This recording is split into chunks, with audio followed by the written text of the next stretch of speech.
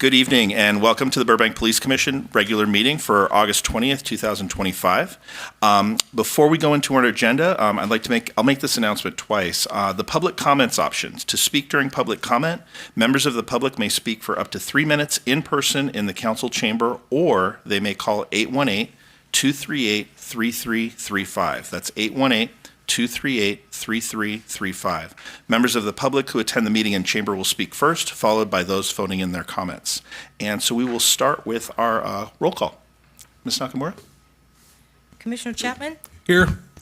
Chair Coombs? Present? Commissioner Elman? Here. Commissioner Hartunian? Present. Commissioner Hakobian? Present. Commissioner McKenna is absent, and Commissioner Wenzel. Present.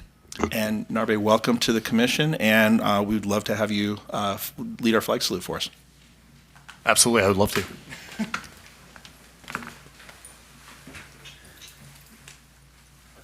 I pledge allegiance to the flag of the United States of America and to the republic for which it stands, one nation, under God, indivisible, with liberty and justice for all. Thank you. So we are moving on to item C, which is commission announcements and reporting out by commissioners and ad hoc subcommittees. This is for brief announcements by commissioners and brief reports regarding activities of ad hoc subcommittees. And Ann, can we start with you? Of course. Attended National Night Out.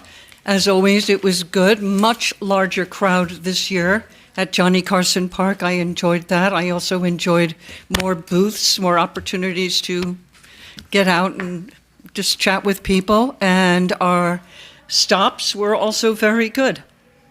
It was good to talk to people one-on-one and find out what their initial concerns are. And that's about it. And thank you. Mike? Good. I also attended National Night Out, and it was a fantastic evening, as Mary mentioned. I was impressed not only with the activities at Johnny Carson Park, but when we visited the different neighborhood block parties, I noticed at one particular one, there was a listing of pictures of former ones for the last 10 years, along with the name and address and phone number, name and phone number of one of the police officers. And they said, this is a person that we can trust. Contact this person if you have any questions about what's going on in the neighborhood, which I thought was fantastic. That means that outreach has been going on for 10 years and people are responding to it in a very positive manner. I also attended or took the ethics training course, which everyone eventually have to take. And that's it. Okay, thank you. One more thing. Yeah.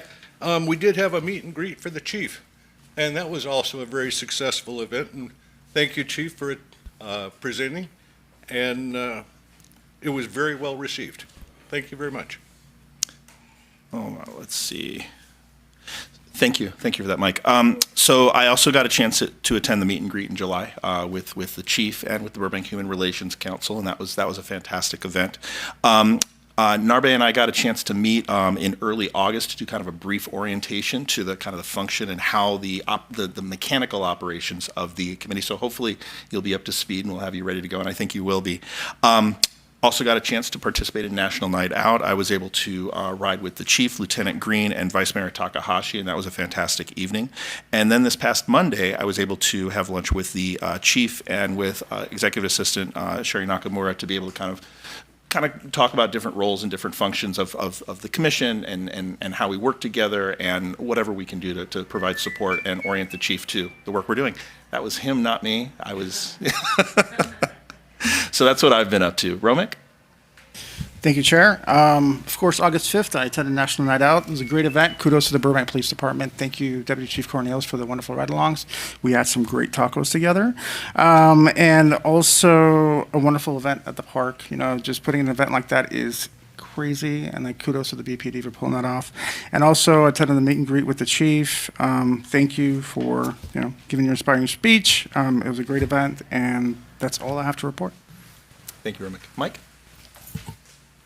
I also attended the National Night Out. Thought it was a great night, very well organized, very well attended. If you could pull a little bit closer so that way online they can hear. Thank you. Also, Even though I didn't have to, I took the ethics training 6 months early, get it done. Also, with the school opening, I went to observe the opening of school. On the first day, I was at Jefferson Elementary, and on the second day, I was at Miller Elementary. And that's all I have to report. Mike, thank you. Narbe, welcome. Thank you so much. First of all, it's a real pleasure and honor to be a part of this body. I'm looking forward to doing our work together. I also attended the National Night Out, and I have to tell you, I was really impressed with the the block parties. How much they kind of took it on themselves to have a lot of informational materials out. The two that we went to, they had disaster preparedness flyers, and that to me was very interesting. It was not only like a nice sense of the community and great food. It was also seeing their internal outreach and sharing with their neighbors, especially from the disaster preparedness perspective. There was this great packet that I took home, and my wife already filled out all the emergency notes in there, and I think we're going to start using it around the house. And I don't think I would have gotten that had I not gotten this ride along. So it's Fantastic. an amazing event. Okay, thank you, thank you.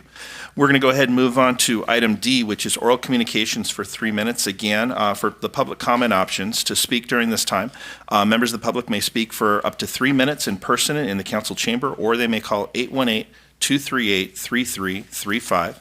Members of the public who attend the meeting in chamber will speak first, then followed by those phoning in their comments. Ms. Nakamura, do we have any comments in the audience? No? Okay, so do we have any comments from that are calling in? Yes, we do. Go ahead.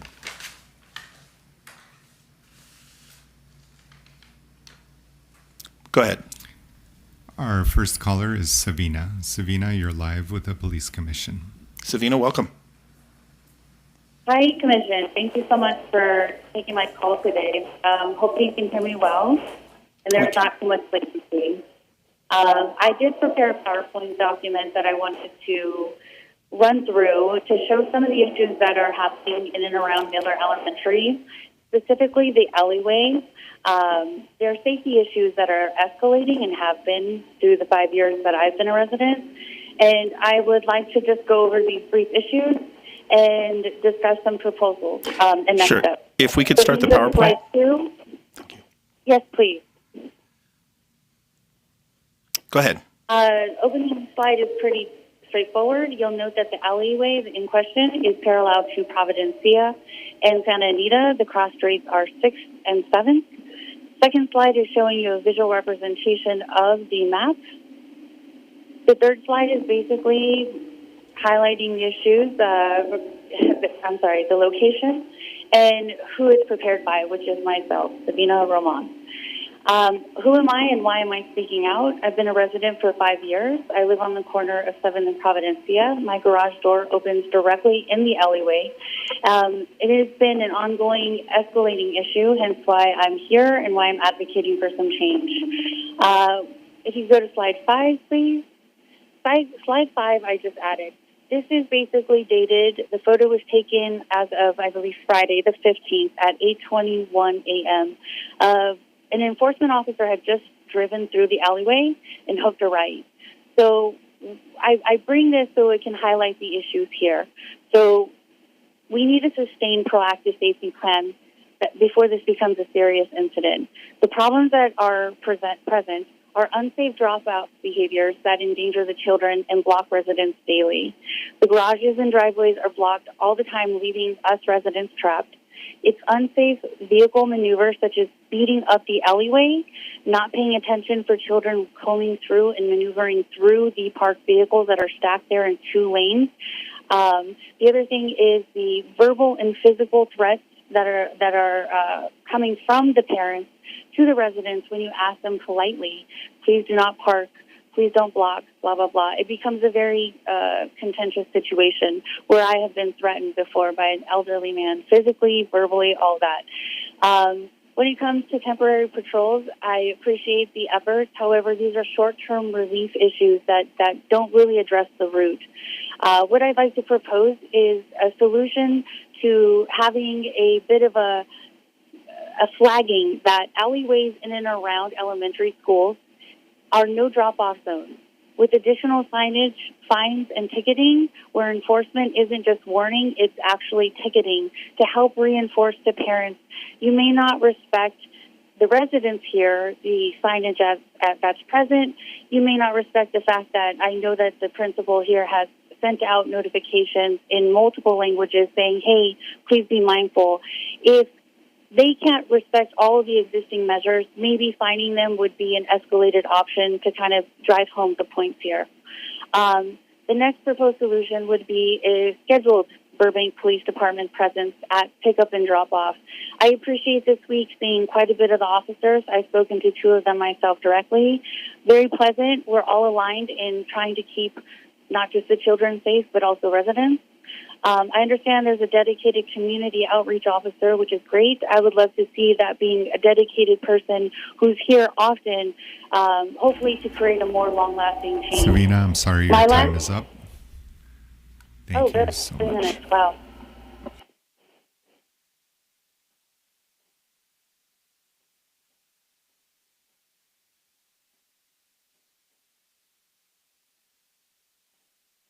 Items raised during public comment.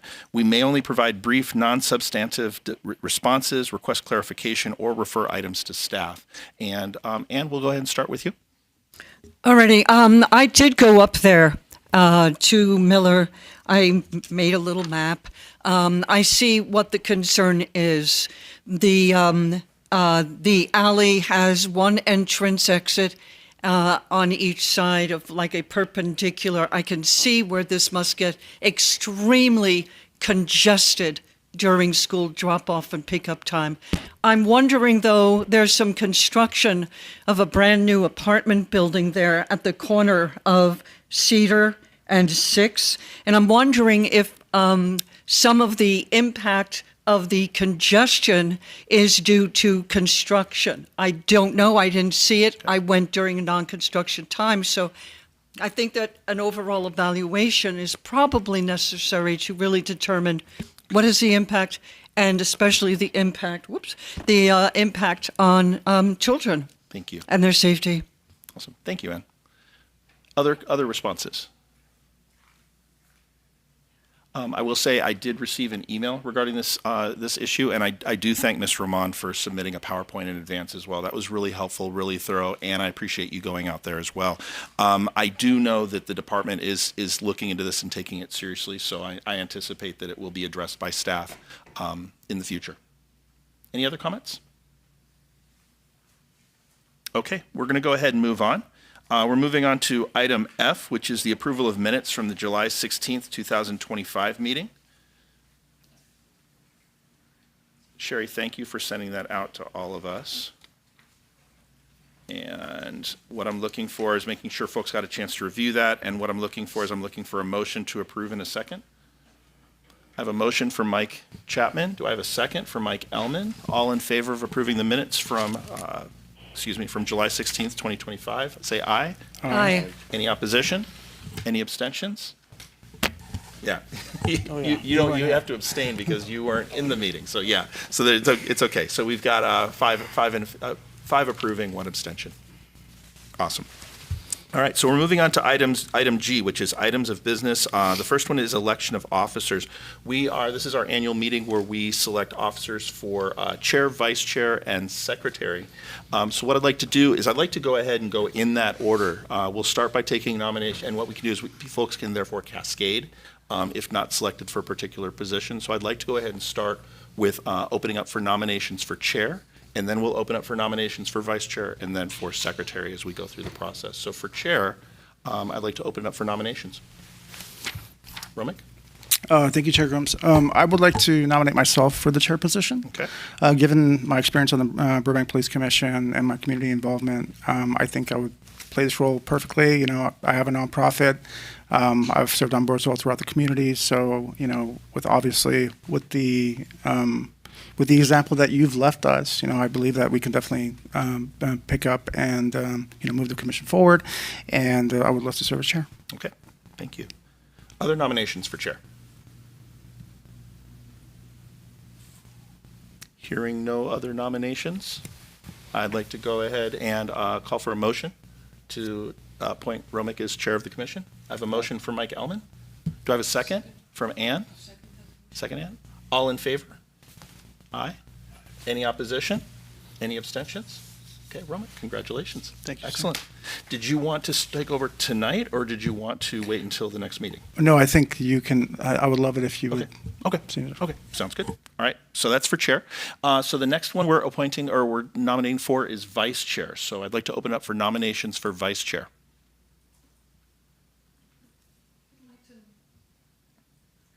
It's going to sound weird. Can I nominate you as vice chair? You could? I'd like to nominate James Coombs as vice chair. Okay. Thank you. I applaud your team membership.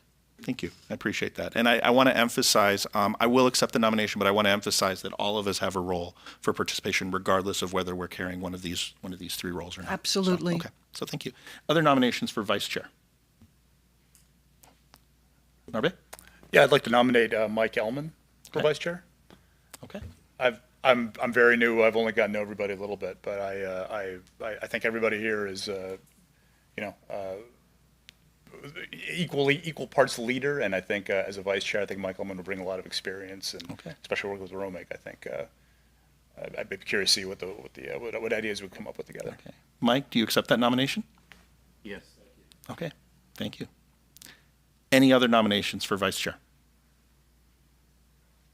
Okay, so let's go ahead. All in favor, let's go ahead and start with Mike.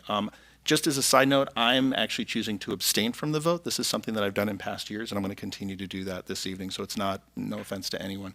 So I'd like to go, all in favor of nominating, or appointing Mike Ellman to vice chair for the police commission? Three? Okay, all in favor of appointing me to vice chair of the police commission? 2. Okay, so with that, Mike, you are now the vice chair of the police commission. Congratulations. All right. And then we're moving, yes, Mike. Just a quick point of order. Paul is not with us tonight. No, Is he joining us on? we don't He know. has absolutely no vote. Yeah, he Okay. unfortunately cannot vote That's it. tonight. Yeah. Thank you. Okay. So with that, we're going to go open up for nominations for secretary of the police commission. So I'd like to go ahead and open up nominations for secretary. Romick? I would love to nominate Ann. Okay. Ann? I'd love to find out more about I know what the details are. Of course, will accept your nomination. And we can get those details to you as well. Okay, so we have Ann nominated for secretary. Do we have any other nominations? I'd love to nominate. That's fine, sir. Okay. Mike? I've had this role before, and I think Ann would be perfect, so I'm going to pass on that. Okay. Oh, yeah. Oops, sorry. I've had this role before, and Ann has not, and I'm going to pass on it this time. Okay. Thank you. Thank you. I accept your Thank you, Ann. pass. Any other nominations for secretary? All right, with that, all in favor of appointing Ann as secretary of the police commission for this year? I abstain. One abstention, okay. Any opposition? One abstention, so that's 5 in favor, 1 abstention. Ann, congratulations and thank you. Thank you for that. Excellent, thank you all for that. We're going to go ahead and move on to item G2, which is presentation, discussion, and recommendations, if applicable, of the Burbank Police Department's role and interactions at public protests. And we have Sergeant Kevork Marakian with us. Did I pronounce that correctly, Sergeant? Excellent, thank you. Sergeant, welcome. Thank you, sir. So I am Sergeant Kevork Marakian. For those of you who don't know me, I've been here for a little over 16 years. I'm currently assigned to our property division as a detective supervisor, and part of my collateral assignment is a SWAT team leader, as well as a assistant coordinator for Area C for our department here. Thank you. So some of the things as far as roles go for law enforcement is what we do as law enforcement officers when we get called out to protests, whether it's here in Burbank or in our Area C responsibility or in other areas here in Los Angeles County. And some of the things we do is we facilitate and we manage the peaceful protest or First Amendment right for people to be out there, essentially.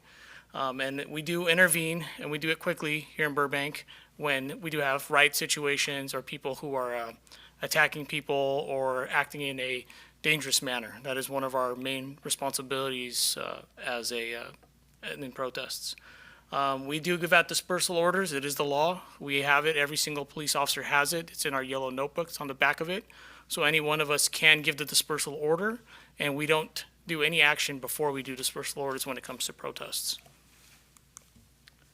Mutual aid is a big one. We are in a location that's called Area C. Essentially, it's about 10 departments that are part of it. Burbank is one of them.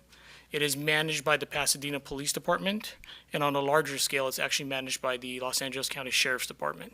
So Pasadena is like our manager for Area C, and we fall under that umbrella. So if any one of the 10 agencies that need our assistance, want our assistance for any reason regarding managing a crowd or people or a major scene, they would call or contact Pasadena PD, and the Pasadena PD would make all the appropriate notifications for us to respond. Sometimes, depending on how severe the incident is or how fast it happens, the agency could call our watch commander and request the same assistance, and we'd respond accordingly. So some of the mutual aid things that we respond to are planned protests that turn violent, as we've seen on TV. Some are unplanned protests, whether it's in Burbank or in our Area C. Civil disobedience or a riot. Natural disasters like earthquakes, wildfires, what we just had in Altadena. Officer-involved shootings, large crime scenes, and if it's a canine assistance, which we have mutual agreements with San Fernando PD and Glendale. So some of the recent stuff that Burbank's responded to, one of the big ones that come to mind is the Altadena fires in Pasadena. We did spend several days there on a rotation period helping out both Pasadena and LA County Sheriff's Department Altadena Station with the fires, with the victims, with blocking off roads, whatever assistance they needed, Burbank PD assisted. And most recently, we did respond to downtown Los Angeles regarding the immigration enforcement protests. Some of the protests since 2020 for Burbank, some made the news like Tenorin Flats, some small-scale BLM protests, the Avilio Airlines protest that's been ongoing, pro-Palestinian rallies, the Artsakh War protest a couple years ago, and the small one we have weekly at Tesla. As far as bookings go for our jail, I know sometimes some agencies allow outside agencies to book in their jails. The only agency that books in our jail is Burbank Police Department and the airport. So Burbank Authority, airport, or us, no other agencies booking anybody in our jail. As far as arrests are made, if it's within Burbank, if it's a Burbank incident, Burbank PD's handling it, we will handle the arrest, the transportation, the booking. If it's an outside agency, if we're in LAPD's area and we assist them, they would handle the arrest and the booking and the transportation of the inmates. As far as documentation goes, it doesn't matter for us if we're in Burbank or LA or Altadena. Everything's the same for us. Our reporting is the same, our reports are the same, our use of force is the same, we follow our policies. If we're outside of our jurisdiction, the supervisor's always with the teammates, they're never separated from us. And we do record everything on our body-worn cameras. It doesn't matter what jurisdiction we're in. So nothing changes as far as reporting requirements go or our actions outside of our jurisdiction. This is fairly a new one. It's a BMC 5-3-301. It does prohibit certain items that people can bring to a protest or a rally. And it defines certain thickness for material used for signs. It goes into complete detail. It's several pages long. Some of the things are like no open flames, lasers, bricks, weapons, etc. It's a great tool for us to have that we did not have before. If you watch some of the newsreels, they're using stuff to attack protesters and counter-protesters and police officers. So if we do see them bring these prohibited items, first thing we do is it's more of an educational thing. We'd let them know, hey, you can't bring that, take that back to your car, whatever it may be. Or it gives us the authority to actually enforce the law if we need to. So it's a great tool that we recently implemented. So in 2022, AB 48 came out. It changed the rules for everybody in California regarding dealing with riots or riotous behavior. Before, we could use chemical agents on a group of people in a protest. That's no longer the scenario. You can't do that anymore. It has to be specific to a person. So if this person is committing a violent act, a violent crime, whatever less than lethal option we're going to use has to be targeted to that one specific person. You can't just throw gas into a crowd anymore. So that being said, everybody in our department, especially our SWAT team, is trained for AB 48. We have certain people that we send to certain classes that become instructors. They come back, they bring that training back to us, and then we train our personnel. The entire department is trained on AB 48. Some are given some specific instructions and training as it relates to less than lethal munitions that they can only use. And it's the same for us. Like if we go to LA's area and do the same thing, we follow our policies, procedures, and AB 48, regardless of what any other department may do. time, place, and manner restrictions is big. It gives us the authority to stop a protest if we have to. We can't just let a protest go like on the airport tarmac, freeway, closing on the freeways. You can't let them at 2 o'clock in the morning in neighborhoods with bullhorns waking up the entire neighborhood. There are certain restrictions in place for law enforcement to use as a tool to stop a protest if we have to. That being said, we do need to help the crowd at times. If they want to protest at whatever intersection, we may guide them into a specific spot where the message is still displayed. They can still talk about what they want to talk about, get their message out. It's more of an education thing. We haven't really run into too many issues in Burbank with that, but I have seen LAPD run into issues with allowing some protests to get out of hand.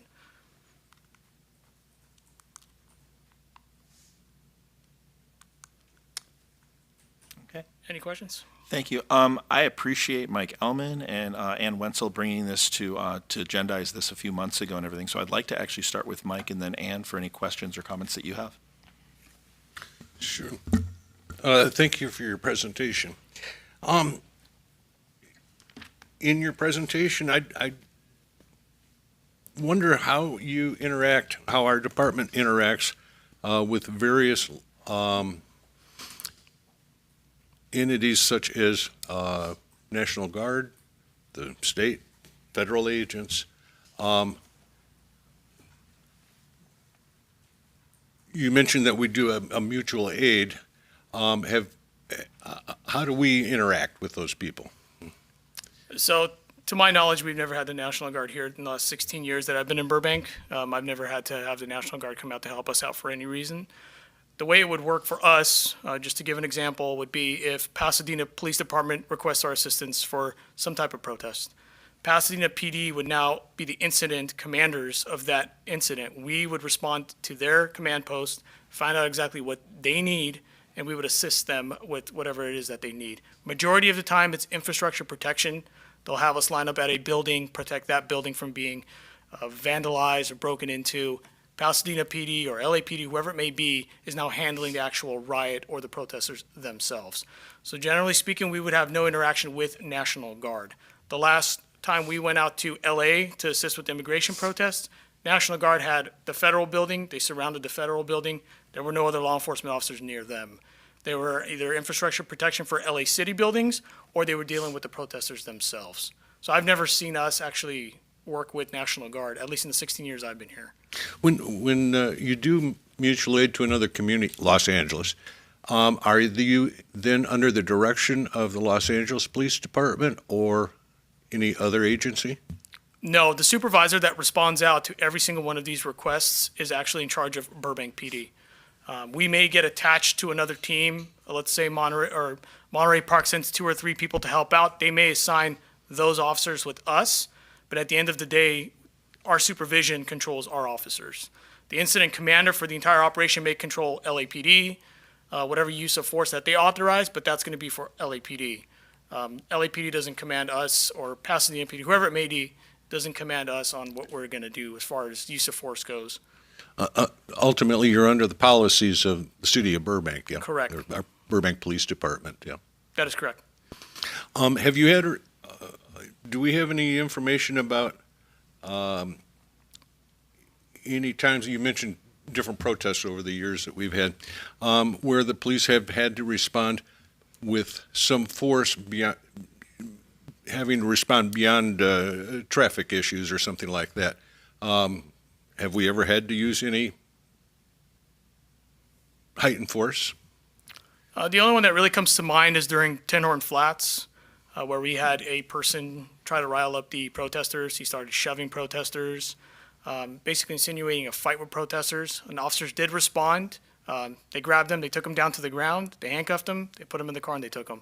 That's the only thing I could think of as far as like it's happening now, where we're not pre-planned, we're not set up on it. It was just one guy who was a little drunk and decided he wants to fight everybody in the protest.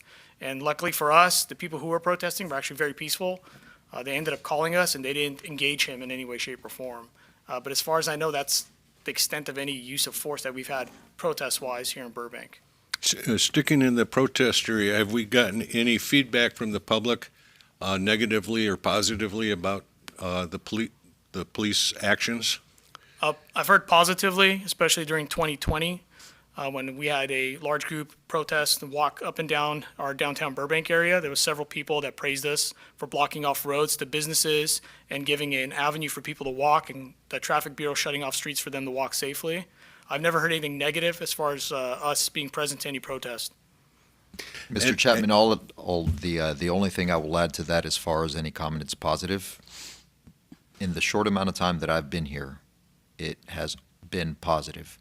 And prior to me being here, having Burbank respond over to Glendale, the protests that we had while I was a captain there, the feedback that I got from the incident commander as far as the level of composure, how professional of an organization they are, and in support of Glendale at the time, and how they carried out their duty, which was a matter of just force protection and show of force to ensure that it didn't end up escalating to something where we would have to use force.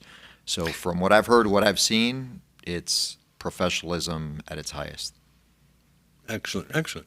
Yeah, it just seems there's a little bit of a balance between freedom of speech issues and safety, both for general public and for businesses along the area there. I think I'm going to share with Ann here for a moment, and we may come back. Okay. And go ahead.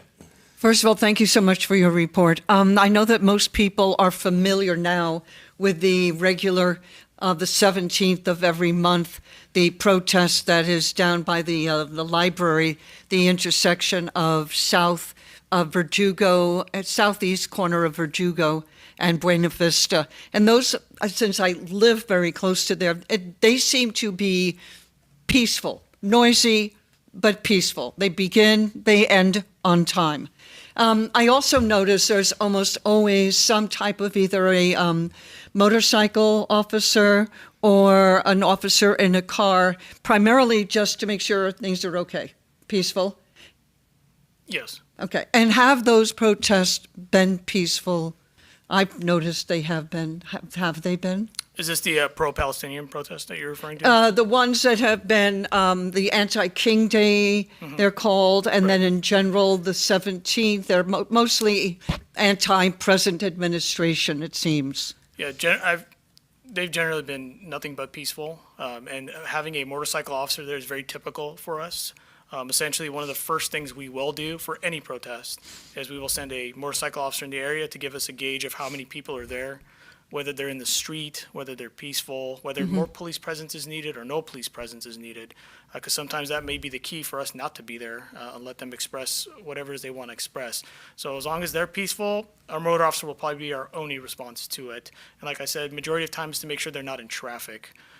So Right. as far as, to my knowledge, it's been peaceful. Right, and I did notice that at one of the ones that there were people going up and down that seemed to be part of the organization, telling people you have to be on not the sidewalk people have to keep moving on, but on the grassy part you must stand on there, you can't dip down into the street. Yeah, that's very typical. And for us, as far as Burbank PD goes, a lot of times we will head out to these protests, introduce ourselves to whoever their leader may be, and we'll speak to them. Majority of the time, they want to keep it peaceful because they want their message heard. So that's very typical for any group to do. Well, they'll try to contain their own group so the police don't have to respond. Okay. You mentioned incident commander. What would the circumstances, what might they look like if Burbank police were called down to LA? I mean, somebody has to be in charge. This last time that we went for the immigration protest, they had an entire incident command, essentially an RV, where they had some kind of board with names and paperwork with names on it. You respond to that location, any group, us, Glendale, Pasadena, it wouldn't matter. You check in with, at this time it's LAPD, you tell them how many people we've brought to help them out. They tell you, this is what we need you to do. In that case, we had 5 officers from Burbank that responded. There's a couple more officers from our Area C that they attached to us. They said, we need you to go to LA City building, East building, and make sure that they don't vandalize it, they don't attack it, and that is your job. And so then we responded as a group to that building and just lined up at that building and kept the peace there for 12 hours that I was there. Would there ever be circumstances where the incident command the owner, say, of that property area, LA, whatever, would be in disagreement with our values. Can I give a real quick? Yeah, because, So- please. So you have to understand what the incident command system is. And the incident command system is nationwide. So it's a standardized approach to managing emergencies and critical incidents. So it provides a framework for the respective department, the organization, and other entities as far as how we manage those specific incidents. It ensures that the chain of command is clearly identified. Usually, it is at the very minimum a manager, if not an executive. So manager being a lieutenant, executive being a captain and above, managing. And the reason being is you want to ensure that you have the decision makers there to make the decision on behalf of the respective entities that are going to be present. It operates under a unified command model. So as Sergeant Moroccan was describing, the people, us, going in support of, we are in support of the incident commander. Usually that incident commander is going to be the person that has control and authority over that agency. So he's described LA, the recent protests. It's going to be a representative from the Los Angeles Police Department that we are going to be showing in support of. It ensures smooth communication, efficiency, delivery of services, the whole logistics, planning, and everything that comes with the model. Okay, thank you. That makes sense. Last question, and it wasn't mentioned in your report. What was the final decision on the use of frozen water bottles being present at protests?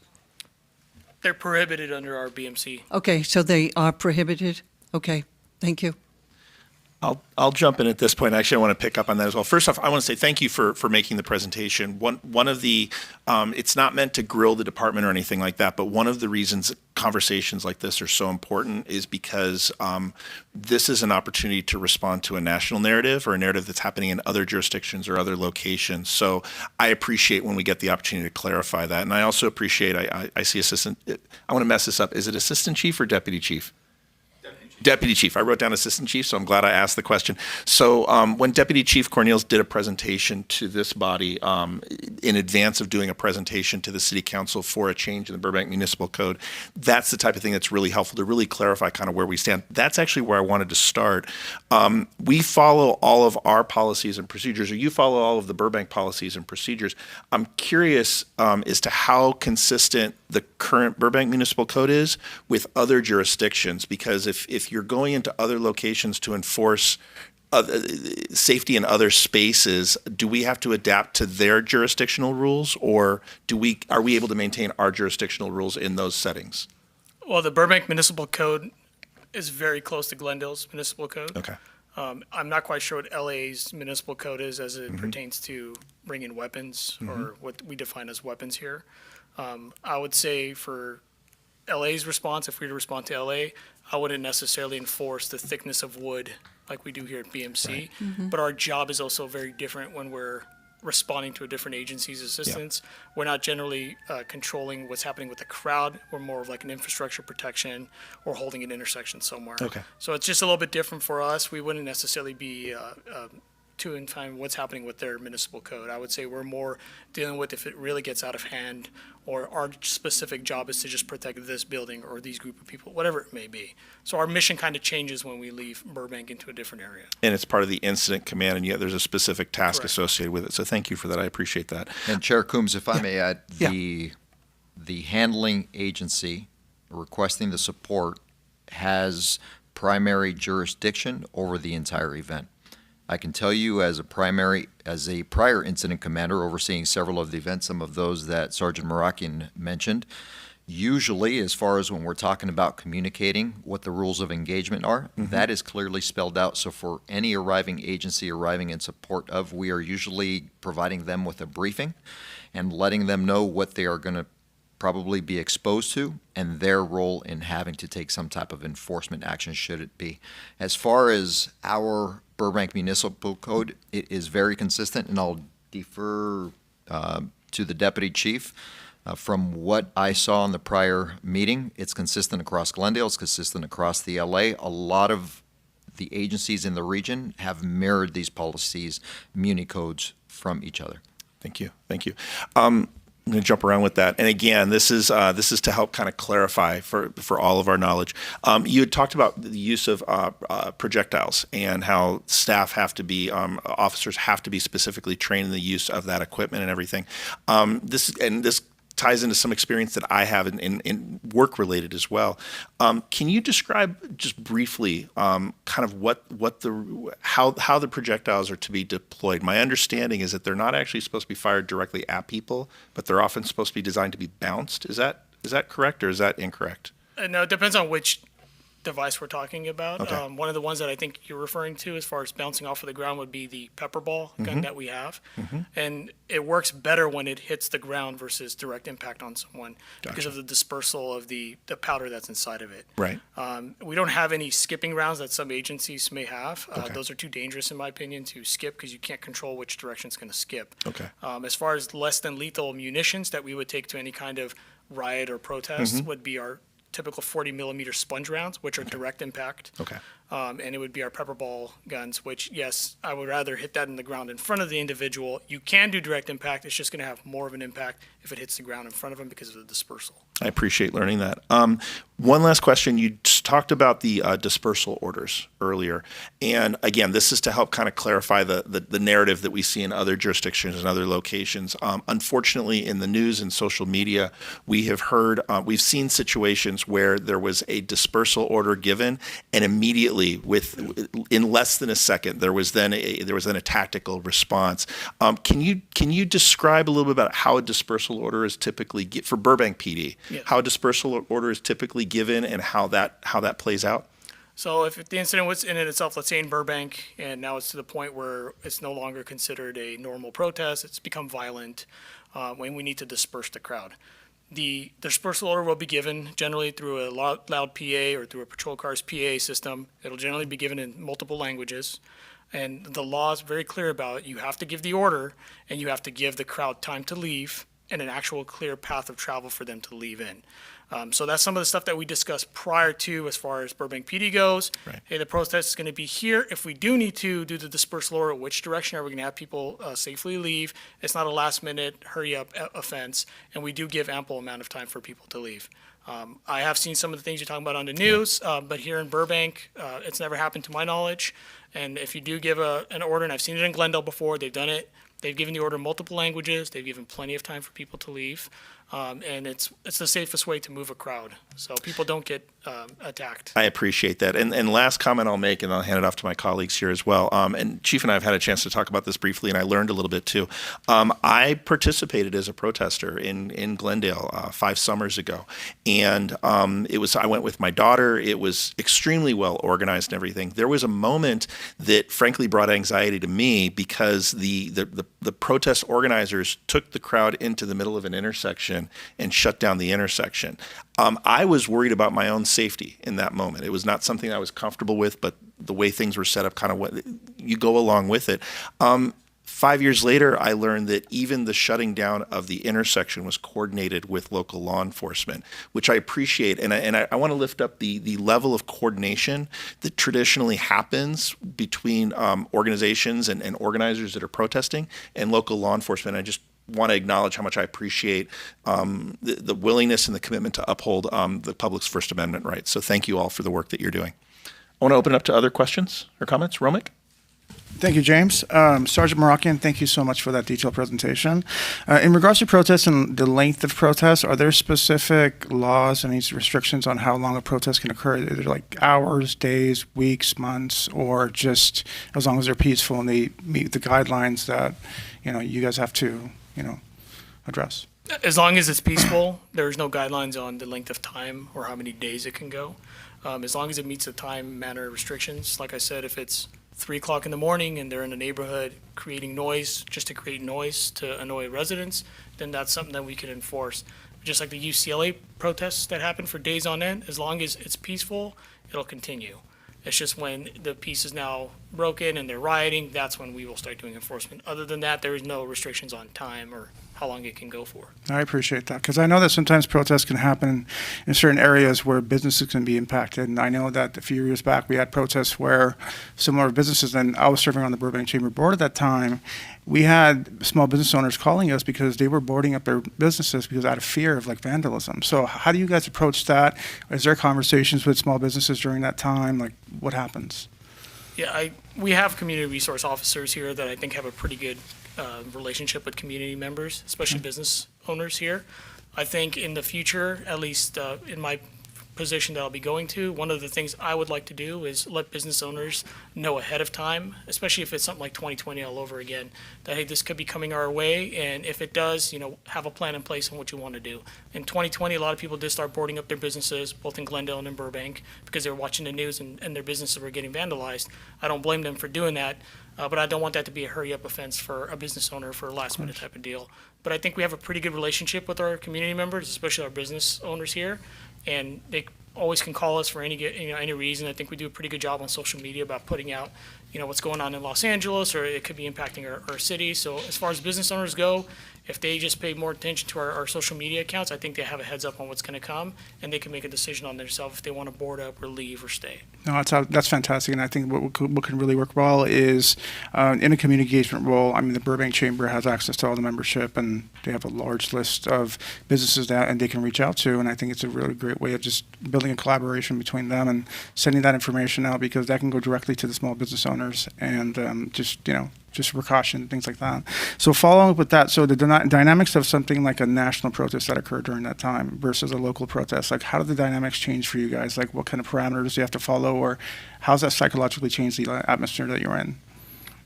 As far as like psychologically changing, I think we do really well with training here in Burbank compared to a lot of agencies. Our guys are very level-headed. They're very calm in situations like this. At least when I went to the immigration protest, all the guys I were with were very calm, very professional. You could tell the difference between us and the larger agencies as far as how they responded, how they spoke to people, however it may be. I don't anticipate any difference with us as far as if it's a national thing going on or local. The only thing nationally would be a request from our area that this is happening, we're going to need help. And larger scale protests like the immigration protests we had now are in different areas. That wasn't our area, but it's our area responding to help them out, which has been different for me. I've never done that. In 16 years, I've never helped LAPD on any kind of protest. They've never requested assistance from any agency. They've always handled in-house. LAPD always does it themselves. So this was a little bit different than any other protest LA's had. Sure. Okay. Thank you so much. Mike, go ahead. Thank you very much for your presentation, Sergeant. Mutual aid situations, does the city of Burbank get reimbursed? They do. Okay. And also to protest in Burbank, do you need to take out a permit? To protest in Burbank, Yes. majority of protests, you do not need a permit. Could you describe it a little better in the sense of what needs a permit and what doesn't need a permit? I'm not too familiar with what the requirements are for permitting. I do know if you plan on taking up space, maybe private property, that might be a problem, but I'm not too familiar with the permit process. Yes, please. So, Deputy Chief Adam Cornels, I'm going to help out Sergeant Moroccan on this one. Generally speaking, City of Burbank, to lawfully exercise your First Amendment rights, there is no permit required. Where a permit comes into play is, are you looking to have a march, take over a street? Are you taking over, looking to impact public property, like taking over, setting up in a park, somewhere where there's a public interest in the property that's being affected? So Okay. that's the difference. If somebody was planning to have a march from, referencing your protest, having a march from the Buena Vista Library to City Hall, and they were going to be coming up Olive Avenue and need to take Olive Avenue, if they were planning to do that, that would require a permit. Standing on the sidewalk out front of the library just to express your First Amendment rights, no permit required. Okay, thank you.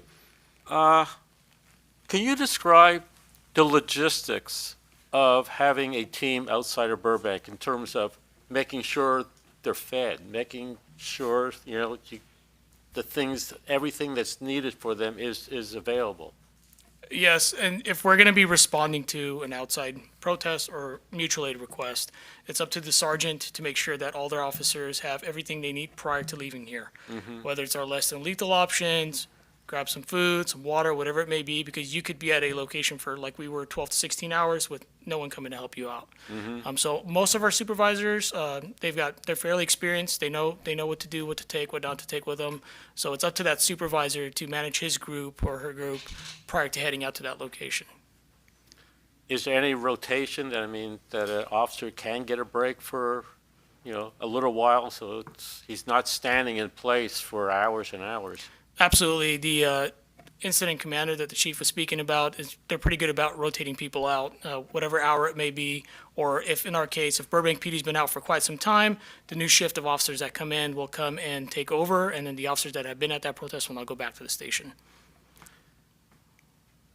Things have really changed. As a child of the 60s, I can remember all the Vietnam protests and Rodney King, and things have really changed from what it used to be. Thank you. Any other comments? Narbeh, go ahead. Thank you so much for your presentation. Just a quick follow-up. You mentioned there's no reporting requirements don't change in the event of enforcement during a protest. Is any data from a protest captured differently? Is anything like annotated in the system, or is it just, obviously other than something like the municipal code you mentioned, any additional information on that? There is. When I say there's no difference, for us at Burbank PD, whether we're here or a different city, if we do use any type of force, our reporting does not change. It's the same. When we come back here to the station, those officers who are involved in the force or witnessed the force will author a report. They'll review their body-worn camera. Same thing that would happen here. I believe if there is a protest here where force is used, it is the law for us to post it on our website. So there is reporting requirements and data. And just kind of along those same lines, what role, if any, does intelligence play in your response to something within Burbank? It does play a big role. Our intelligence could tell us whether or not we're going to have counter protesters showing up, or it's going to be a large protest, or if this group has had violence in the past, or they've been very peaceful in the past. That will dictate our response to any protest. So intelligence does play a big role, whether it's on a national level or our intel officers here in Burbank PD. Thank you. And then I know obviously in downtown LA, some of the bigger departments, sometimes there's a lot of advanced coordination for larger events, especially if there's permitting required. Does that happen in your Burbank too? Do you have connections with the groups that organize these protests where they kind of let you know just to maximize everyone's safety? Yeah, we've had several groups that have consistently come to Burbank, and we've had a great relation, especially with our traffic bureau, because like I said, they will go out there and they will contact protesters or protest managers, and it's for the most part, it's been very great. They've been very helpful with us. If we need them to move a crowd or help a crowd or put a crowd somewhere, they've been great about it. So yeah, the ones that typically keep coming back, we have a pretty good relationship with. Fantastic. Thank you. No more questions for me. Great. And Sergeant Markey, again, I want to thank you for your time here with us. On a personal note, I spent 4 years serving on a board of a church that's in Pasadena, and we had 25 plus families that lost their homes and many, many more that were displaced from the fires. So just really appreciate the work of Burbank Police Department supporting that community. So thank you. Thank you. Any other comments from anyone? Okay, thank you. Thank you for your presentation. We appreciate that. We're going to go ahead and move on to item G3, which is the annual review and discussion of City Council goals and expectations of board members. This is a document that Sherry was able to email out to us, and it's also attached to the agenda that is posted online. I'm referring to, let me get to the right one, in an effort to save trees here. This is a document. It's the first page is our agenda for this evening. There's a staff report from Management Services dated August 6th to the Civil Service Board from Betsy McClinton, which is Management Services Director. It talks about recommendations for a code of or development of a code of conduct for all boards and commissions. There are 2 attachments associated with it. Actually, is it 2 attachments or 1? There are 2 attachments. The first attachment is a document that says City Council expectations of board commissions and committee members. And there's a list of expectations there about how boards, committees, and commissions will function. The second document is the council priorities for 2025, 2026. I'm hoping everybody's gotten a chance to review these. This is a document for those of us that were sworn in for another term. Had to sign this actually a couple weeks ago in the city clerk's office. And this is also something that I know many of us have had discussions with council members and with city staff to make sure we're in compliance. I don't want to speak too out of line on this one, but from what I hear, it sounds like we've been doing relatively okay for the past few years and everything. We've learned a lot in terms of how our commission is supposed to function. There's been some bumps in the road, but generally we've been doing pretty okay with this. I wanted to open it up. I don't have any specific comments about it, but I wanted to open up for if we can start with the city council expectations of board, commission, and committee members. If we can start there, and if you have any comments or concerns or issues with it that you wanted to raise up. Ann? No, I just think it's really important for us to understand what the city council expects of the commission. As an entity, what do they expect from us? And then perhaps individually, we all bring certain focuses, certain areas of maybe expertise, and also certain areas of interest. I might be interested in something that Mike has a different perspective on. I'd like to get to understand more, perhaps from the city council. What do they need? What do they want us to do? What's our job? What's our role? Appreciate that. Have you had the opportunity to pursue that at all, or to explore that, or not yet? Really. Okay. Okay. Not per se. We'll come back to that. We'll keep going with that. I want other feedback that folks have. And actually, I would like to know more about how can we individually talk to a city council member. I mean, I'm always tippy-toeing on some rules, violating things, and so I think I can answer that and everything. Yeah. On that. The answer is that we can all pick up the phone or call or email any. We're citizens of the city as well, so we can pick up and reach out at any given time. Many of our city council members have office hours, if you will, on Tuesdays. That's often the business day, and there's a lot of things going on. But I know many of them schedule appointments to meet with people. I've gotten the opportunity to reach out to all of the city council members on various issues. From our liaisons, who they probably receive messages from me more than they want to sometimes, but we work through stuff, which is great. So our liaisons are the ones that are primarily working with us in terms of helping if we have questions, guiding the specific direction of the commission. But we can interact with and engage all of the city council members and actually encourage that whenever possible. I do want to just say one thing, is that your council priorities has a pretty in-depth outline of what council's expectations are for each of the commissions. So if you do have any questions or concerns about kind of direction, you should refer to those first. Yeah. And then obviously reach out to our liaisons, reach out to different council members if you need to. But you can bring those items up for discussion as a police commission, as long as it's within our jurisdiction here. Yeah. But yeah, that's a good place to start. And not to make folks go back there intentionally, but remember we had I think it was February of this year, we had a pretty intensive discussion based on some prior trainings that prior iterations of the city council had members attend. And so we were really wrestling with what's the vision and what's the purpose and what's the focus of the council, or the commission. So we went through a lot of that, and I think we did some good work, and I would recommend we go back and take a look at that video periodically as well. I think it would be helpful. Romick. Thank you, James. I think it's great. I think that this is something that I wish we had when we first started on the police commission, because I know for the first year we really struggled to figure out what our guidelines were, where the guardrails were, and to understand the expectations of council. I think that, at the end of the day, council appoints us, we work for council, and we have to make sure we align with their expectations. And I think that having a document like this, especially with, lengthy with instructions, I think it's fantastic. Appreciate that. Other comments, other thoughts?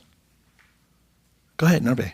Yeah, just a little bit of feedback as the newest commissioner, but I've had some great experiences, kind of getting some intake, like you mentioned with you. I met with the chief and got a little bit of a onboarding orientation. I just got my hands on this welcome packet. I'm excited to dig through that, but just as far as like a very minor criticism, and was kind of expecting Ann to ask this, but I see expectations of the chair and vice chair, but like, for example, the role of the secretary, things like roles, responsibilities, rules of order, things like that don't seem like they're very well outlined. And if they're in this packet, I apologize, but if this were centralized somewhere, I think it'd be very helpful as a new commissioner to kind of have a one-stop shop and get all this information. I can actually address that. There's some history there. One of the things when I came onto the commission 4 years ago, and this is no slight to any of our commissioners that were here at that point, but things were very formal and structured in a way where conversation was actually limited. So some of the things that we did was we actually moved.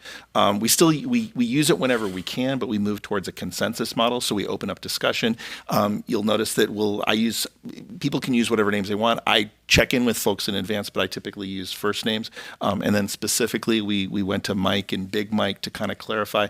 And part of that, it hasn't been to make light of what we're doing, but it's really to do exactly what we're doing right now. Open up the dialogue, making sure that formality and open dialogue are not necessarily the same thing. And so we've tried to create a sense of fluidity around that. That said, I do want to emphasize that we do have a focus. We don't talk about everything under the sun. And some examples I can give, I'm thinking of the work that Paul did a couple of years ago. And it touches on a couple of things here. Paul had raised a concern about e-bikes in the city of Burbank. That's about 2 years ago, would be my guess, is when that came up. It's something that the city council had taken up. And one of the things that we kind of manage and navigate a little bit is if the city council is actively working with a topic, should we be also taking a deep dive in it? And my opinion is we can advise and support and be outreach and be in communication with city council members, but we don't want to duplicate or replicate the work that we're doing. So we were working on e-bikes and then city council picked it up, and great. The information that we were able to develop helped the police department kind of develop its material that it then took to city council. Another example was when Deputy Chief Cornelius brought the presentation around protesting here first, and then it went there. There's another example though. Is a few years ago we were starting to look into firearm safety issues, and this is something I was just talking briefly with the chief about not long ago. We started talking about and exploring issues around firearm safety. We were talking about agendas. I have a particular interest in firearm safety as it relates to suicide and safety in homes. But then the city council picked up talking about firearm safety in the context of the number of gun shops in Burbank. So we basically stopped. Instead of pursuing it at that point, we left that alone, let city council do that. Actually, over the last 4 or 5 months or so, in my conversations with city council members, many of them are both interested and supportive of us if we decide to, as a body, to go there again to start to explore the safety issues. But that also, Ann, comes back to what you were suggesting about how are we in communication with city council. So we can have those fluid conversations outside. We just have to make sure we don't violate the Brown Act. Right. We've got to make sure that there's no more than 3 people interacting at any given time. We want to avoid like the daisy chain of communication via email.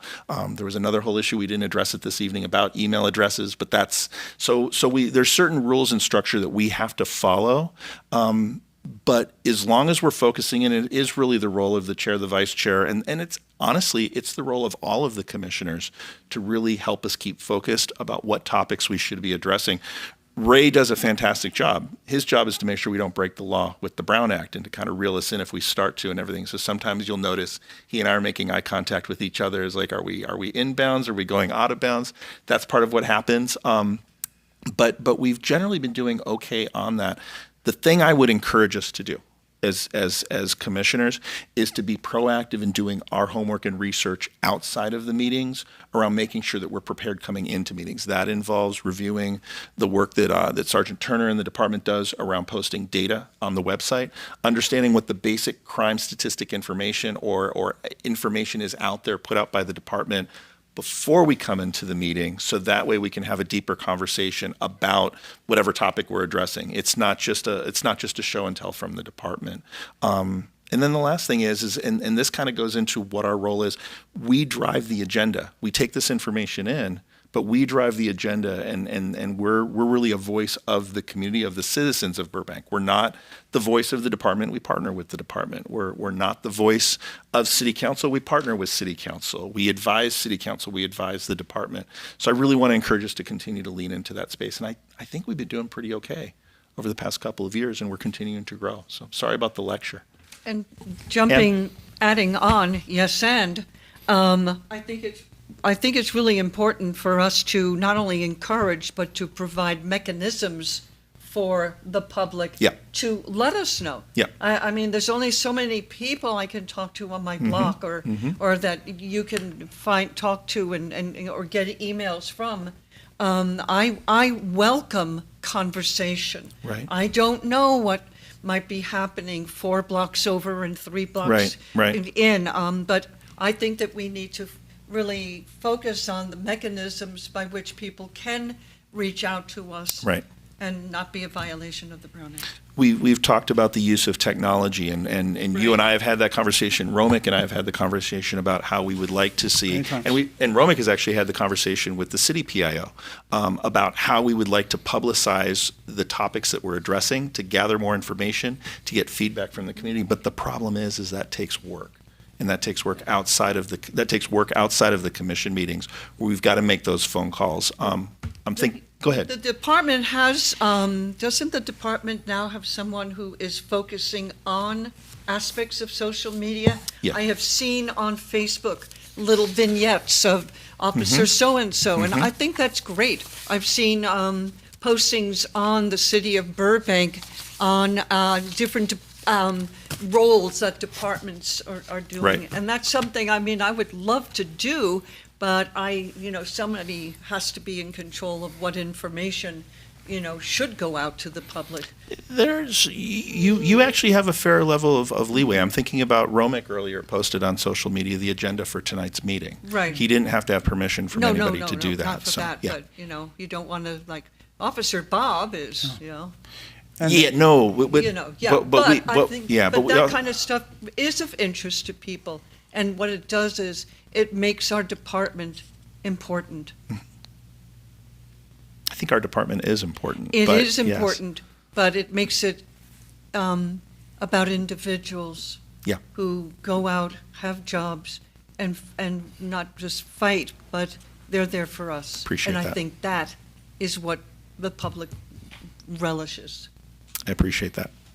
Romick? Yeah, and if I can add to that, I think that, obviously aligning with the expectations of council, we were talking about reaching out to council members. I mean, from Chris to Zazat, our council members have been so gracious as far as like reaching out, setting up conversations. They always want to talk to you.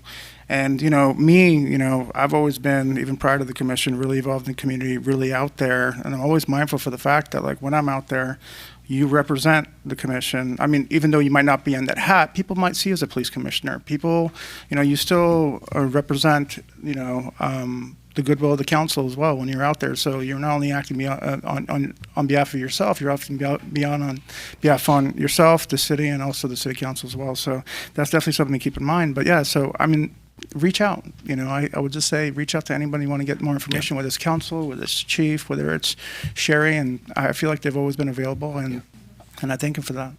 I will share there are some administrative functions behind the scenes that folks may not be aware of that it's the responsibility of every commissioner or board.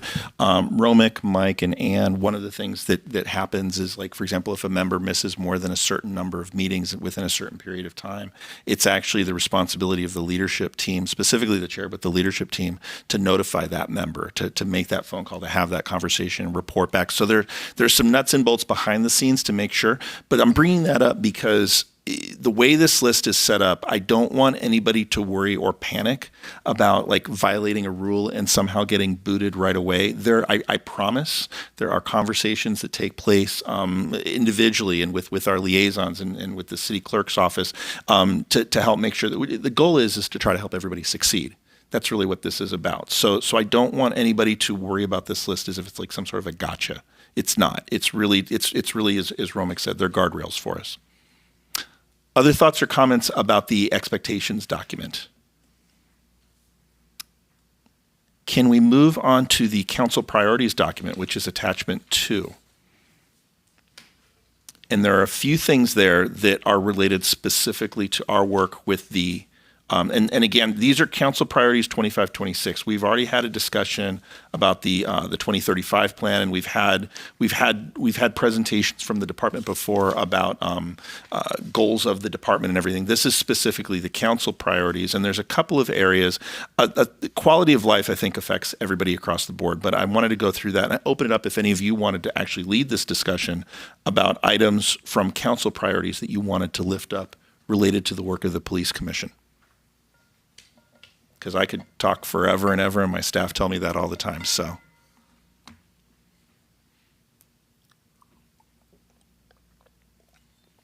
okay, I'll go there.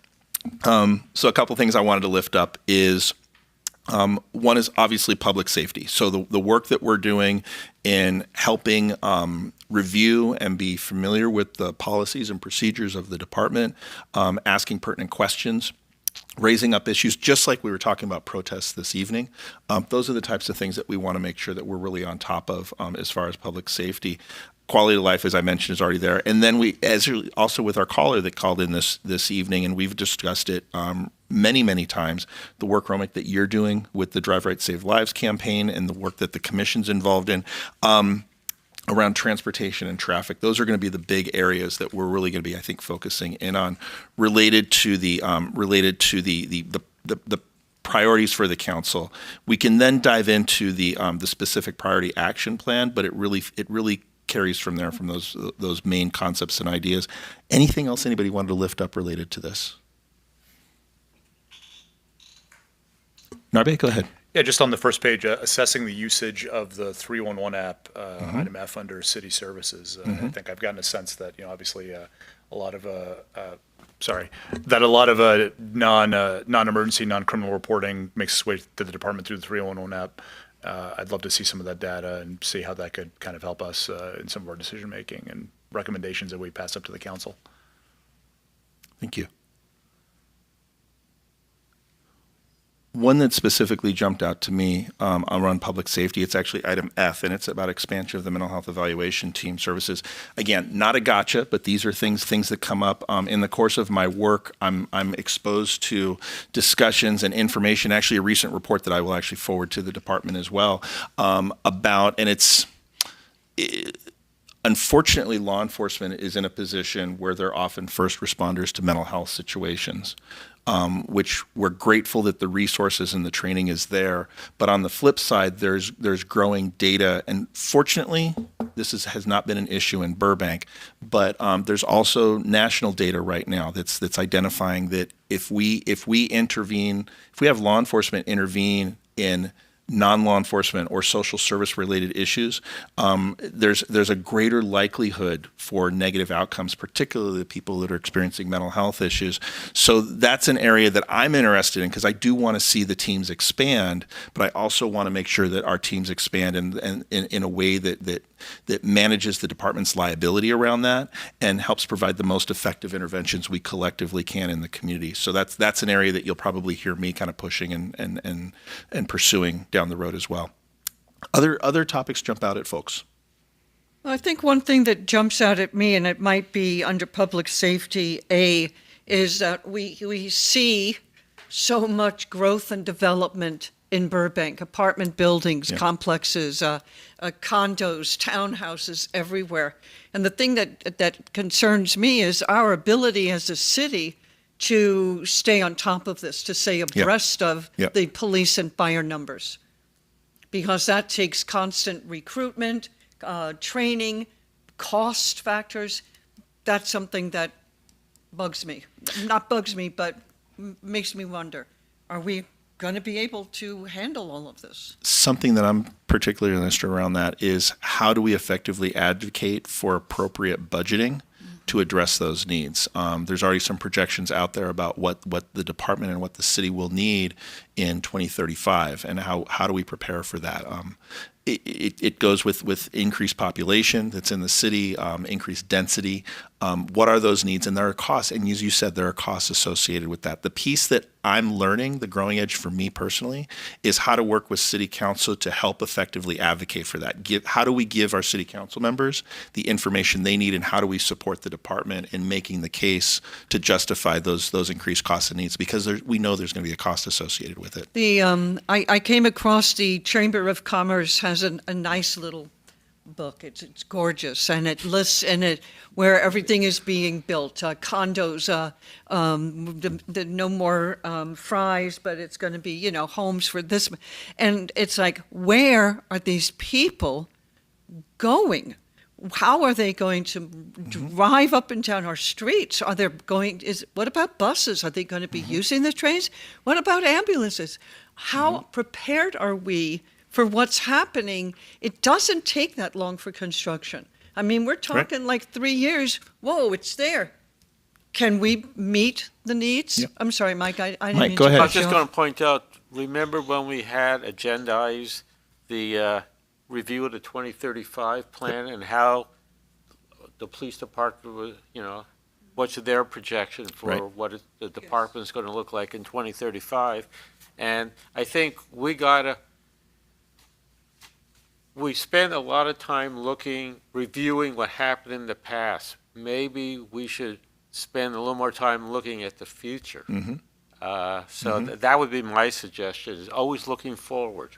And what is our role in that as the commission in that? Well, I think our role when it comes to public safety, because we want to stay in our lane, is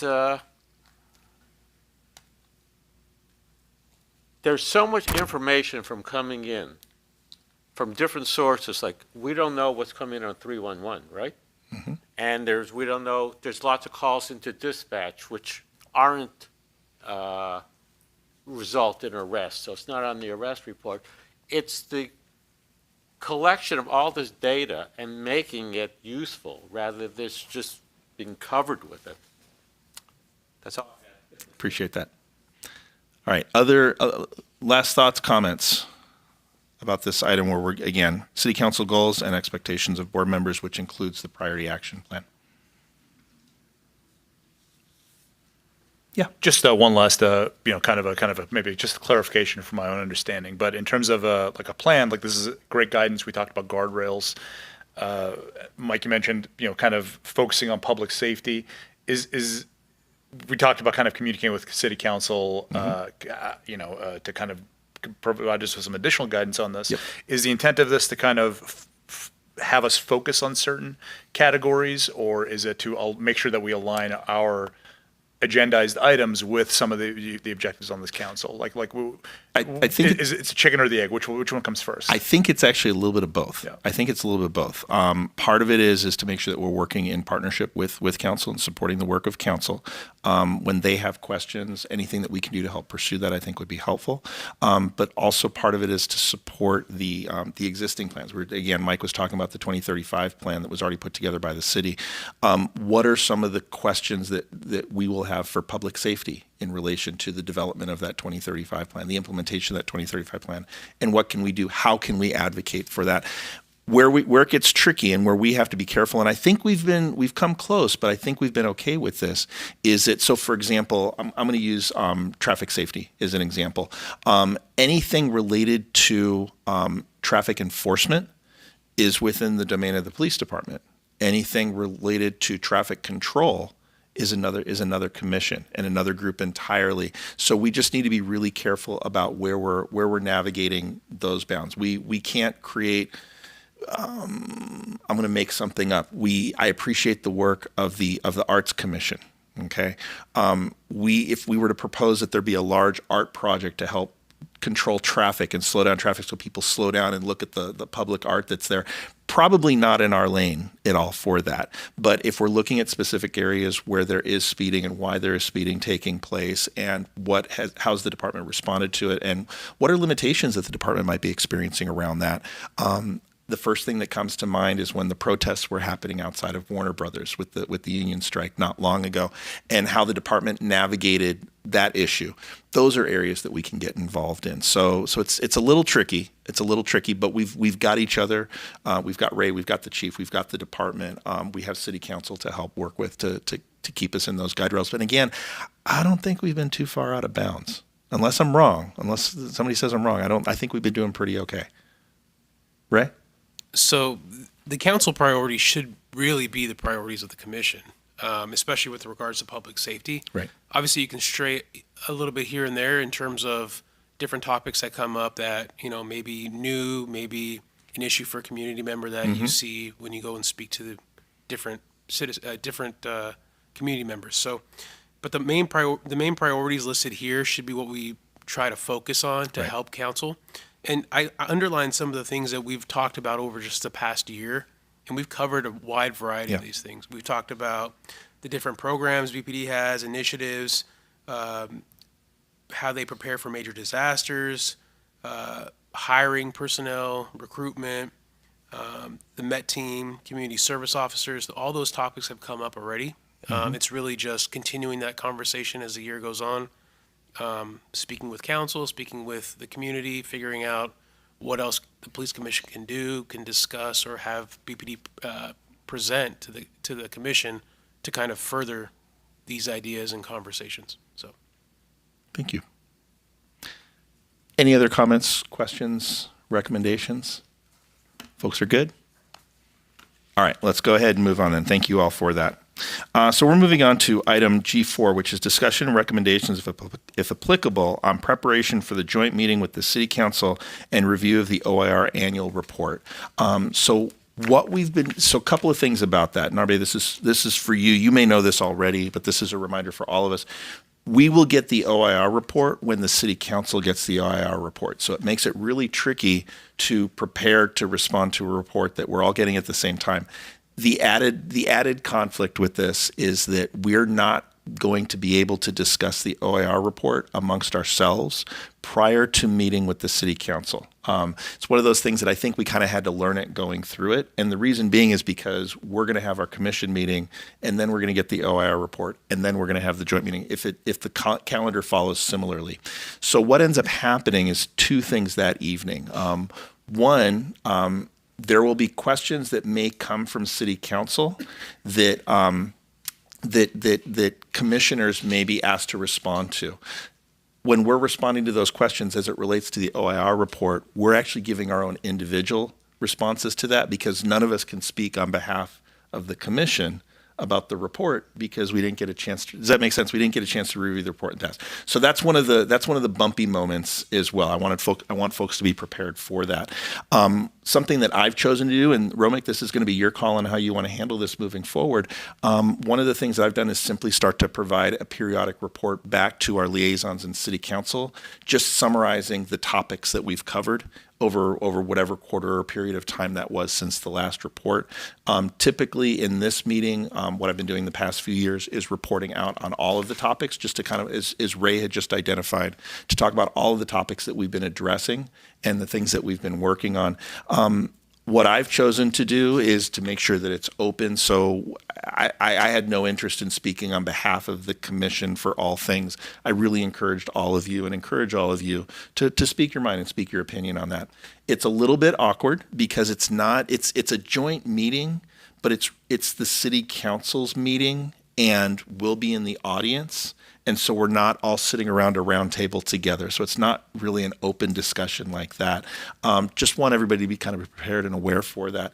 Are there other, I know I'm missing some stuff. For those of you that have kind of gone through and been in this process before, are there other issues that we need to talk about now in preparation for that joint meeting? Mike? More of a question. I believe in the past, Speak right into the microphone. There we go. that our chair has done a presentation to council during the joint meeting. Yep. But that presentation was not okayed or Nope. discussed Nope. amongst our. Yep. I'm not sure that should be, the presentation should be made because that would be one person's decision, not the group. Right, right, right. Yeah, and if I can add to that, no, he's absolutely right, because I think that in consensus, we have to remember that whatever we decide to share at city council, it comes from all of us, you Right. know, and I know we've done great work on reporting back, but other individuals might have other items they want to report back, and maybe agendizing a conversation about what we can possibly share at the city council meeting, or trust the chair or the vice chair to share during the city council meeting or individually, would make sense. Are there any, is there like a set of guidelines or something for There joint meetings? There are not. We've been Being developed? We've been flying without a net for that, and so that's the reason the past few years it's been what I've reported out as chair has literally just been our agendized items and what topics we've covered, because those are things that we've all discussed and we've discussed together. But then when it gets into when the city, historically this last couple of years, the city council has asked for individual member opinions on things, and then any member has been able to respond from the microphone. So I don't know a way to I don't know what we would approve prior to that we would all discuss, because we would have to be discussing either now or in September. Yeah. And so what and the other piece is, and Ray, I'm looking at you on this one. What issues would we be discussing and bringing up that are business of the entire commission, that the entire commission hadn't talked about at a prior meeting? Because that feels like a Brown Act violation. If we've got topics and issues and decisions that were made outside of meetings, but decisions that were made by the commission as a whole, that feels like dangerous water to me. Not necessarily. If it's, so the meeting is October, that we're going to Right. have the joint meeting that's Right. going to be discussing OIR and basically a year recap for the police commission. Well, the year recap, that's something that we added ourselves. That was not a requirement of the meeting. The meeting basically gets publicized as it's a joint meeting of City Council and the Police Commission with OIR. What I would recommend, and I watched last year's meeting, and you did give a kind of a brief overview of what took place over the last year and kind of the development and growth of the commission. Something similar to that, we can come back in September as an agendized item here Okay. for you all to discuss what topics. Maybe you can work on coming up with a list, each individual commissioner, bring it to the meeting. We can add it to our list that we want to present to council, if you feel it's relevant. And then also topics that you felt were beneficial for the community to hear. Right. Or maybe that you felt was something that we want to continue to display to the community that BPD has done over the last year that you felt was worth commending. And we can come back and discuss this as a group and finalize kind of like a short, maybe a paragraph, 2 paragraphs to present to council, and then open the floor to if there are any questions or concerns council has. And I want to be mindful of the time this evening, but we can actually start that piece, what you're describing, right now. So in our previous agenda item, we were talking about kind of like what the goals and what the focus of the commission should be in relation to the priorities and goals of city council, but specifically what Ray's identifying about places that the commission would like to go, that can actually be part of this agenda right now if we want to start that conversation.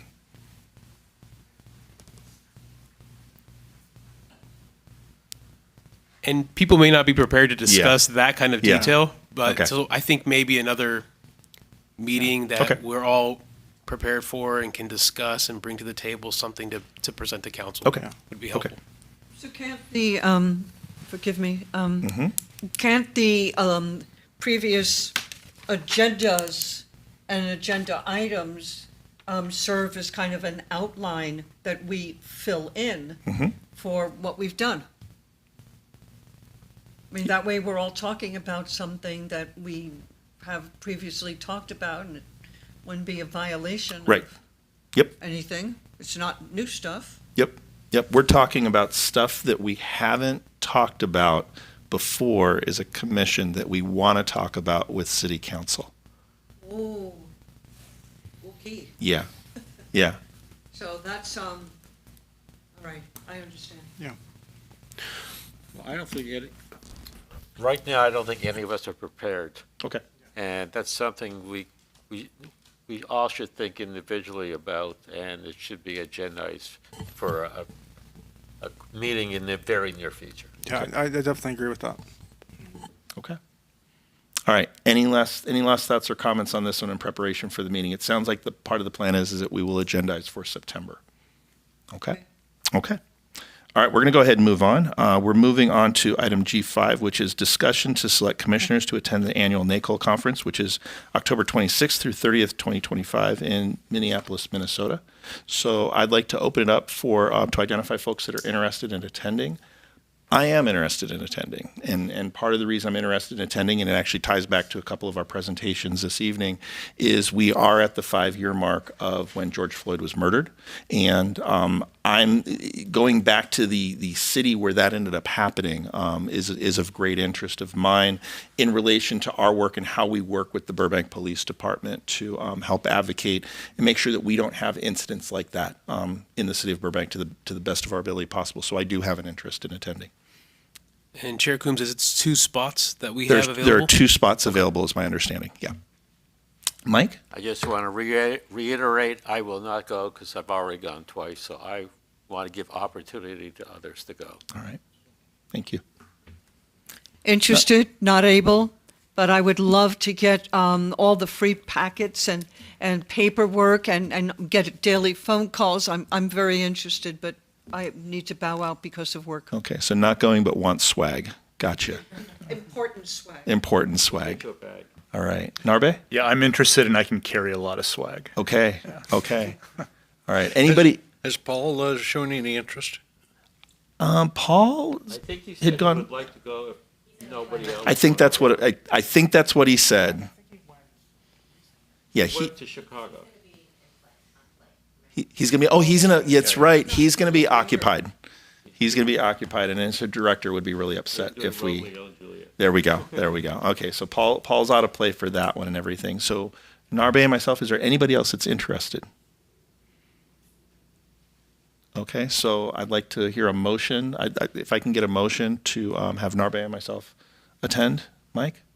I would like to move that Narbe and James represent the Burbank Police Commission at the coming up Nicole Conference. Thank you. Do I have a second? Second from Romick. All in favor, say aye. Aye. Aye. Any opposition? Any abstentions? Okay. We will start working. Sherry, we start working with you on the details on that? Okay. Sounds good. Thank you And for that. Will that conflict with one of these meetings? I don't think it will. I think it'll be a separate I think it's day. It's later, yeah. So I think we're okay. No, we will we will not be doing that. And if you don't know what we're talking about, you'll have to go watch the video. We're going to go ahead and move on to item G6, which is, we're flying through this. G6, general announcements by Chief Quintero. These are brief announcements regarding upcoming events and or items of note related to the police department. Chief? Good afternoon. Again, no items as far as any events that are coming up. I think we have our future events coming up in October.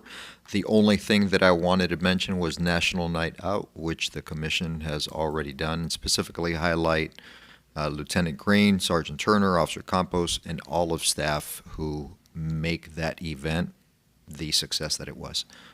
Think they don't get enough credit. I appreciate the commission acknowledging all the work that goes into it, because behind the scenes, I mean, it's months of preparation and the lead up to ensure that it's successful and a great event for the community and everybody that's involved.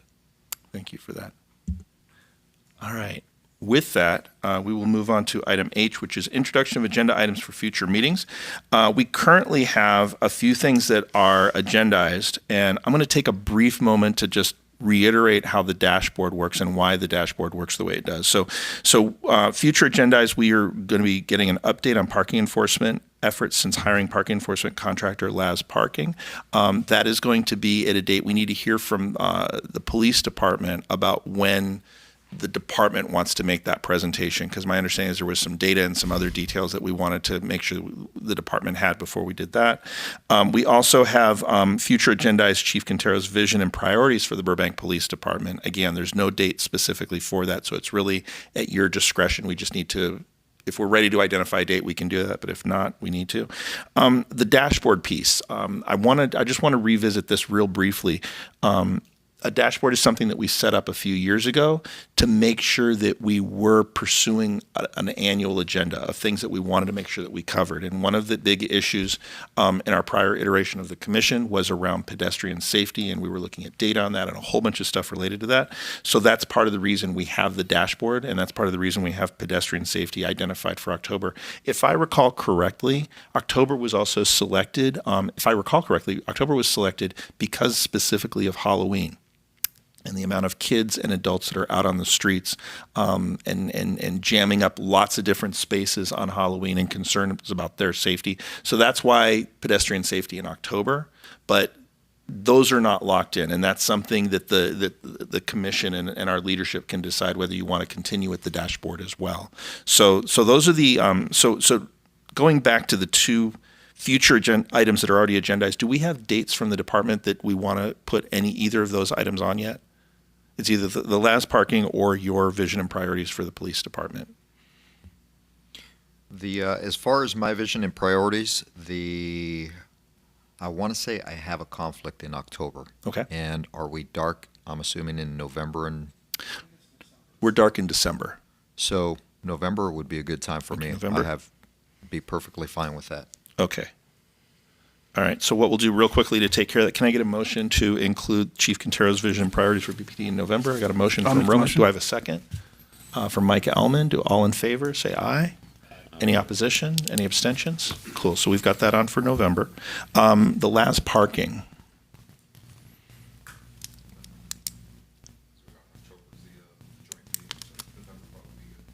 November also would be Okay. fine. And that keeps us at 3, correct? At this moment, it has us for November, it currently has us at 2. Because we don't have anything else that's agendized for November yet. Good. Yeah. Okay.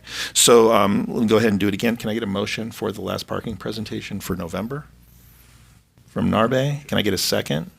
From Ann. All in favor, say aye. Any opposition? Any abstentions? Okay, so we've got that for November as well. Thank you for that. And then again, the rest of it, I'm gonna leave wide open. I believe we have something that was proposed earlier that we need to formally agendize now. Romik, you want to take that one? Sure, absolutely. I'd like to make a motion for discussion and recommendations on the items regarding the police commission activities for the last year that we would report at the joint city council meeting For September. for September. Okay. Yes. Do I have a second? Do I have a motion? Do I have a second? I'll second. Mike Ellman, all in favor, say aye. Aye. Aye. Any opposition? Any abstentions? Okay, so we'll do that in September. Other agenda items. Ann? Not quite sure how to express this. Help me. We'll get you through it. I'd like to, I don't know if we need to agenda it or just say, well, we can make it happen. I'd love to have maybe help the department put together a little video that can be on, say, City of Burbank on safety Halloween night.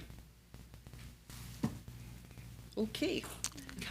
So you could work with the PIO department of Okay. of BPD to kind of give them an idea of what you're looking for, Okay. and they can always. If We can that's make it something happen. that they're willing to work with, then they can. So Provide I you don't an need update. to do that. I don't need Can- to agenda that or. Can I make a recommendation to try that out? This is fantastic, by the way. But if I can make a recommendation and what we're going to have you do is touch bases with Sherry and have Sherry help coordinate that and direct that. Okay. So that way what we're doing is, this is fantastic. And what it does is it helps manage the workload as it comes to the department from the commission. So that way Sherry's kind of our gatekeeper with all of that and can coordinate. Sorry, Sherry, for putting you on the spot with that. Okay, thank you. And Chair Coombs, if I may, Yeah. the Commissioner Wenzel already described kind of our social media outreach and content that you've been seeing. And I hope that it has been informative Yeah. and engaging.